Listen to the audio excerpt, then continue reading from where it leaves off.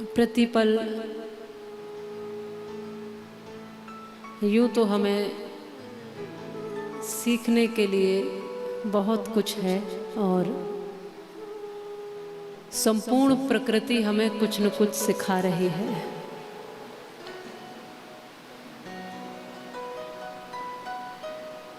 सुबह उठो और उठ करके जब अपने आप को देखो तो भगवान का धन्यवाद करते हुए कहो, प्रभु बार बार धन्यवाद है आपका। क्यों? क्योंकि मेरी सांस अभी भी चल रही है, इसलिए धन्यवाद है।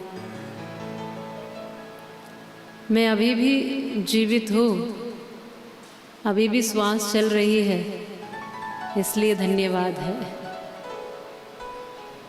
अभी भी मैं बहुत कुछ कर सकता हूँ, सुबह का सूरज दिखा दिया, इसके लिए धन्यवाद। धन्यवाद करिए उस सब के लिए जो आपको ईश्वर ने दिया है। हरि शरणम हरि शरणम। हम बार बार कहते भी हैं हरि शरणम और कभी शरण में आते भी नहीं। शरण में आने का मतलब ये नहीं है कि हरि शरण आने के लिए हरि के मंदिर में ही जाकर बैठ जाएं 24 घंटे। हरि शरण आने के लिए हर समय माला लेकर ही घूमते रहें, ऐसा भी नहीं। हरि शरणम का भाव ही ये है कि प्रभु अब मैं अपनी नहीं चलाता, अब मैंने अपने आप को आपके हवाले कर दिया है। अब मैं शरणागति हूँ, अब मैं अपनी बुद्धि नहीं चलाता। हर काम में मैं अपनी बुद्धि नहीं लगाता। और जब खासकर विशेषकर हरि शरणम, हरि की शरणागति की बात हो तो वहां तो बिल्कुल भी नहीं। जैसे राजा परीक्षित श्री सुखदेव जी के चरणों में शरणागत हो गए हैं। परीक्षित जी को श्राप लगा, सुखदेव जी का आह्वान किया, 7 दिन में क्या ऐसा कर लूं जिससे मैं मुक्त हो जाऊं। ये शरीर, ये संसार सबसे ऊपर उठ जाओ।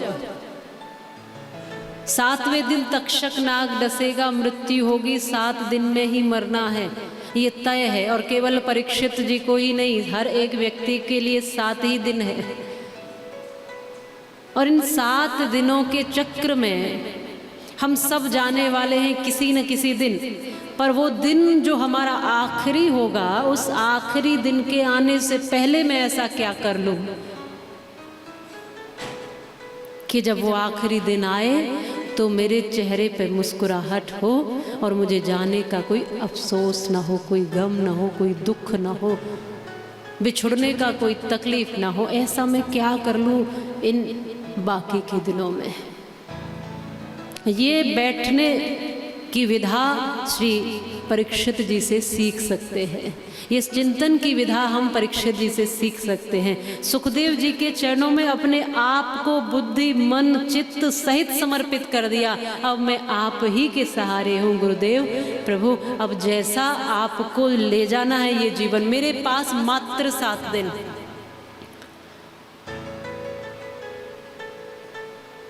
अभी चिंतन करिए।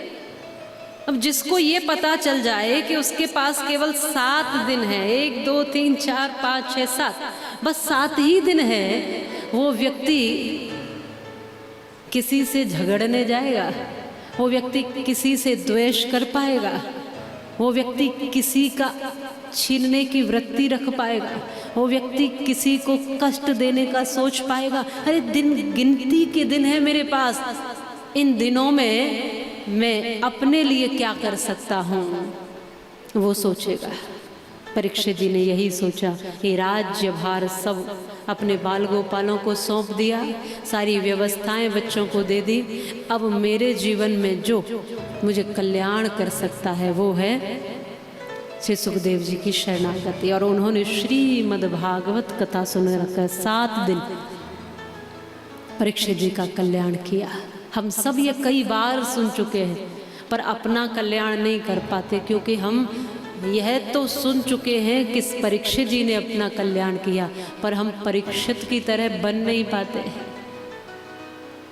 जिससे हमारा भी आत्म कल्याण हो। इतनी लालसा जिज्ञासा हमारे अंदर नहीं है, भगवान को प्राप्त करने की इतनी टीस मन में चुभी नहीं,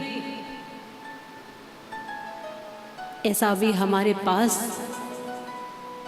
परमात्मा के लिए कुछ है नहीं। इसलिए तो 7 दिन में सुखदेव जी ने राजा परीक्षित को कथा श्रवण कराई है। अपना अपना सौभाग्य है, अपना अपना भाग्य है। यह हरि ने 4 श्लोकों में चतुश्लोकी के नाम से यह भागवत कथा ब्रह्मा जी को श्रवण कराई थी सबसे पहले। इसलिए नारायण की ही वाणी है, भगवान की ही वाणी है। और इसी भगवान की वाणी को जो ब्रह्मा जी थे उन्होंने अपने पुत्र नारद जी को श्रवण कराया, नारद जी ने वेदव्यास जी को श्रवण कराया, वेदव्यास जी ने इसका बृहद विस्तार कर दिया और इसी भगवान की वाणी को 12 स्कंधों में रचना करके, विस्तार करके, व्याख्या करके अनेक श्लोकों के माध्यम से प्रसाद रूप में सबको बांटा। वेदव्यास जी ने अपने पुत्र सुखदेव जी को दिया, सुखदेव जी ने राजा परीक्षित जी को श्रवण कराया, और फिर यह परंपरा तब से अब तक यही चली आ रही है कि कथा सुनने वाले परीक्षित की भूमिका में रहते हैं, और जो ये पीठ है वो व्यास पीठ कहलाई जाती है। फिर सुनने वाला जो है वो कितनी भी उम्र का क्यों ना हो, कितना भी विद्वान क्यों ना हो, कितना भी धनाढ्य क्यों ना हो, जो श्रोता बनकर बैठा है वो आसन लगाकर नीचे ही बैठता है। और जिसको हमने ससम्मान व्यासपीठ पर बिठाया है वो उम्र में कम हो, वो इस पीठ से सुशोभित होता है। इसलिए महिमा किसकी है? इस पीठ की महिमा है। सम्मान किसका है? इस पवित्र पीठ का सम्मान है। ये ऋषियों की पीठ है, ये मुनियों की पीठ है, ये ऐसी पीठ है जिसको हम सर्वोत्तम पीठ कह सकते हैं। इस पर बैठने वाला कोई स्त्री या पुरुष नहीं कहलाता, इस पर बैठने वाला व्यास स्वरूप कृष्ण स्वरूप ही माना जाता है। इसलिए हमारे कथा सुनने का भाव ये हो कि जो ये कथा सुनाई जा रही है वो श्री सुखदेव जी के ही माध्यम से हमको सुनाई जा रही है, और हम उसी भाव में बैठे कि हम सब परीक्षित हैं और हमारे पास भी गिने चुने दिन है। इन्हीं दिनों में हमें अपने जीवन का कल्याण खोजना है।